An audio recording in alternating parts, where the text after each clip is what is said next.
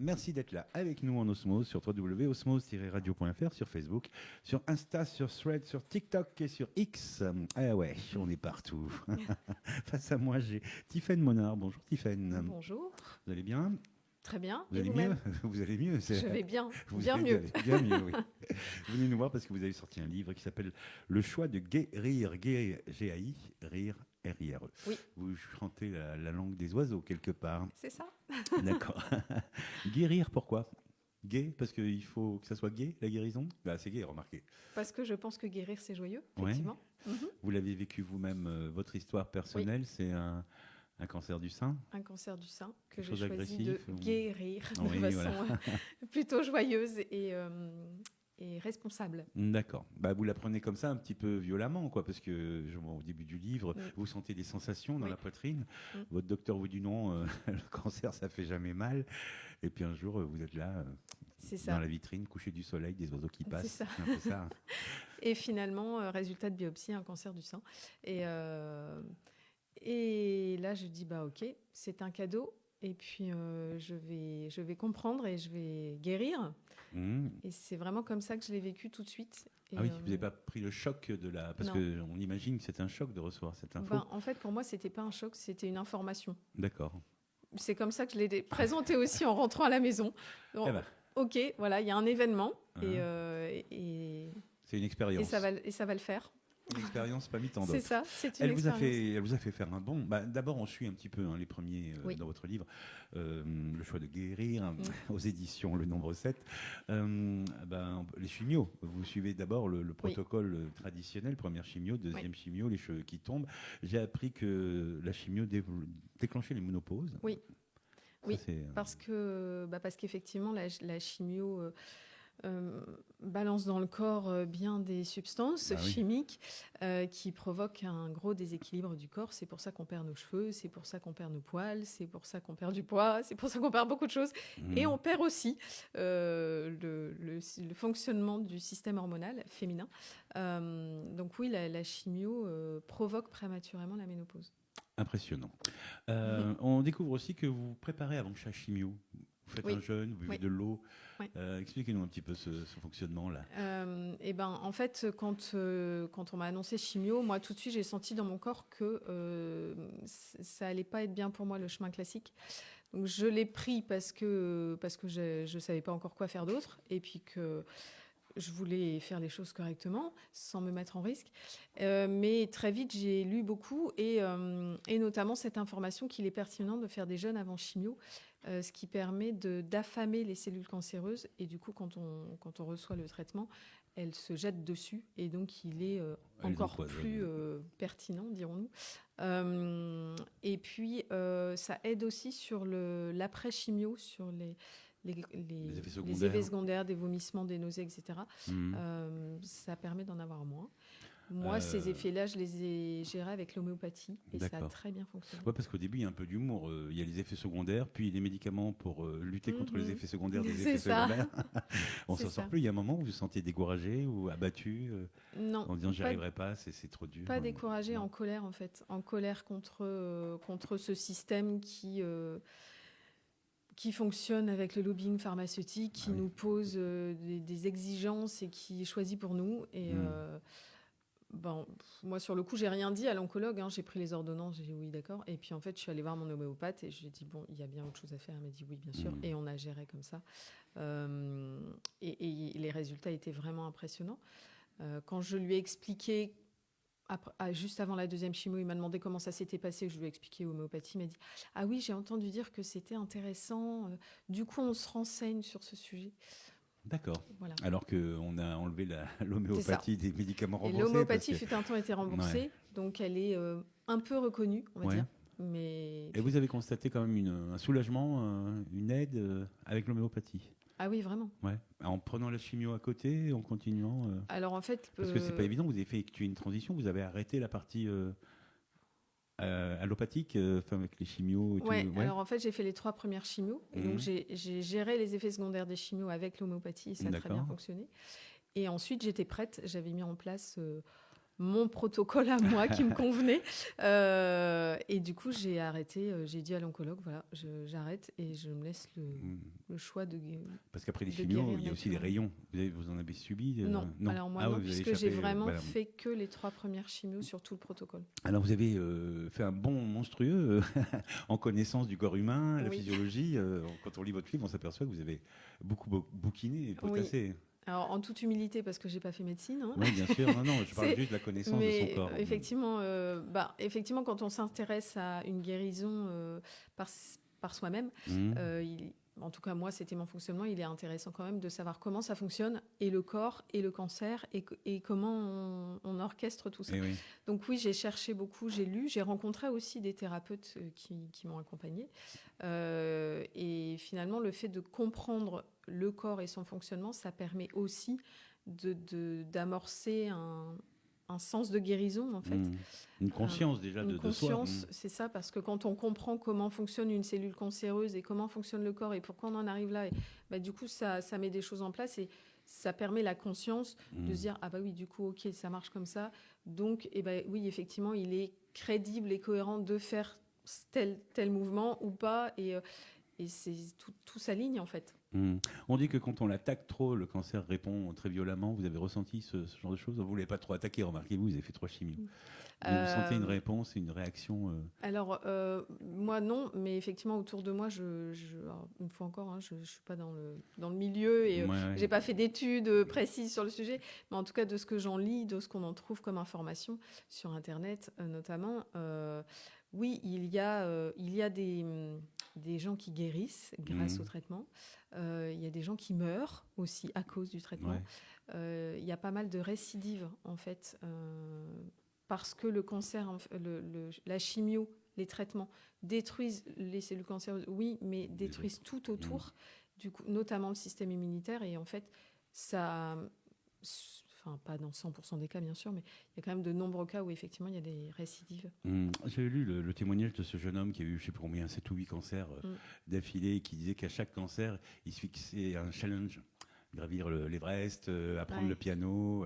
Et il disait aussi que de l'expérience qu'il avait vécue à l'hôpital, les personnes qui se plaignaient sont celles qui partaient le plus vite. Lui gardait un espoir, quelque chose de très optimiste, de ne jamais se plaindre. Vous avez ressenti ça aussi? Je suis convaincue que l'état d'esprit, c'est essentiel pour la guérison.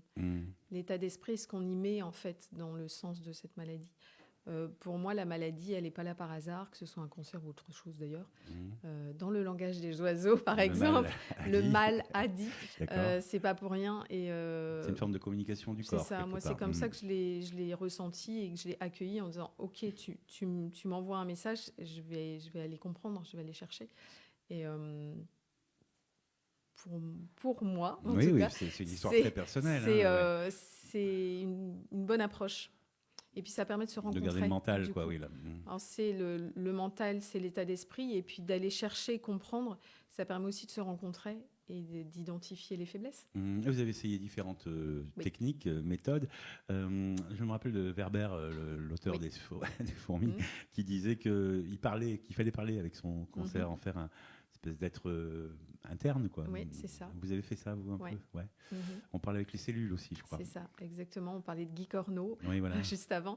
Et effectivement, chaque jour, je suivais je méditais accompagnée de cette méditation de Guy Corneau particulièrement, qui permet de rentrer en lien avec ses propres cellules et de rentrer en contact avec soi-même. Et effectivement, de trouver une paix intérieure qui favorise la guérison. J'en suis convaincue. Oui. Je pense que oui, l'esprit, évidemment, joue un rôle primordial dans ce genre de choses. Essentiel. Alors, finalement, vous avez fini par mettre en place une routine. Oui, une routine. On peut en parler ou c'est spoiler votre... Non, oui, parce que effectivement, sur ce chemin de guérison, je me suis dit, j'ai vraiment besoin de mettre en place un quotidien. Et donc, oui, j'ai mis en place une routine dans laquelle j'intégrais... des mouvements du corps, la méditation, la respiration, l'hydratation par une eau correctement filtrée, la nourriture, bien sûr, l'alimentation, comme on dit souvent, est le premier des médicaments. Et puis la prise de mon traitement, puisque j'ai choisi les plantes en grande partie. Et donc, pour moi, c'était aussi un rituel de prendre le traitement en conscience d'accueillir ces plantes pleinement pour ma guérison. Donc oui, il y a eu différentes choses qui se sont intégrées dans mes journées. Il y a 3 bases quand même, hein, l'alimentation, le sommeil, Ouais. Et vous parlez des ondes. Oui. Quoi, le Wi-Fi, la 4G, la 5G, ces choses-là. C'est ça, ouais. Là, c'est compliqué de les enlever. Alors aujourd'hui, c'est compliqué, effectivement, mais déjà en évitant d'être trop longtemps devant un ordi ou sur son téléphone. Ou à côté de sa box, des fois. Voilà, de ne pas avoir de support dans sa chambre. Enfin voilà, par exemple, le téléphone, il est jamais dans ma chambre, jamais où je dors. C'est voilà, dans la mesure du possible, faire en sorte de s'en éloigner au maximum. Et finalement, vous avez pris quoi? Vous avez pris donc l'homéopathie pour contrer les effets secondaires au départ, mais après c'est juste l'alimentation. Vous avez complètement changé d'alimentation. L'eau aussi, je vois que vous prenez de l'eau traitée, traitée avec des cristaux. Oui, de l'eau filtrée avec des perles de céramique, parce que c'est facile à mettre en place et que ça se trouve facilement sur Internet. Et puis, oui, alors l'alimentation, après, j'ai tout de suite arrêté. Enfin, j'avais déjà une tendance à m'intéresser à la nutrition. Mais donc, je limitais le gluten, le lactose. Et là, le jour où on m'a annoncé cancer, j'ai arrêté le gluten, le lactose et le sucre raffiné, puisque le cancer se nourrit du sucre. Ah oui. Ça, c'est une grande vérité. D'accord. Et donc, j'ai arrêté tout ça et je me suis fait accompagner nutritionnellement parlant, parce que c'est quand même important, c'était pas juste un rhume, quoi. Et du coup, voilà, cette personne qui m'a accompagnée, là, vraiment m'a permis une connaissance du corps. Et oui, là, j'ai fait des choix alimentaires, effectivement. Je me rappelle du professeur Joyeux qui dit que le lait est une catastrophe. Enfin, le lait UHT, cuit à ultra haute température. Tout à fait. Il en parle beaucoup, surtout pour les hommes, la prostate et tout ça. Ouais, et le sein, il parle du sein les femmes, aussi. C'est vrai. Le lactose n'est pas c'est bon pas le top pour l'être humain. On n'en a pas besoin. C'est bon pour les veaux, comme disait ça. le professeur Joyeux. Finalement, est-ce que ça a été dur? Est-ce que vous avez l'impression d'avoir mené un combat? Parce que j'ai pas l'impression quand je vous écoute. J'ai pas du tout mené un combat. Mené un chemin, quelque part. Exactement. C'était pas ma vision, le combat. Moi, j'ai vraiment accueilli ce cancer comme un cadeau. Parce que pour moi, comme je l'ai dit tout à l'heure, c'était OK. Mon corps me parle, qu'est-ce qu'il veut me dire, qu'est-ce que je dois comprendre, comment j'avance. Donc c'était vraiment plutôt un chemin de rencontre avec moi-même, en fait. Et j'ai jamais été en combat ni en lutte. J'ai accueilli les étapes avec le plus de sérénité possible. Et bien sûr, il y a des phases où on doute, où on a peur, où c'est dur, où c'est long. Mais finalement, c'était une étape hyper enrichissante, en fait. C'est une expérience incroyable, en tous les cas, que vous racontiez dans le livre. C'est une expérience de vie, ouais. Et il vous a fallu combien de temps pour arriver au jour où on vous dit il n'y a plus rien?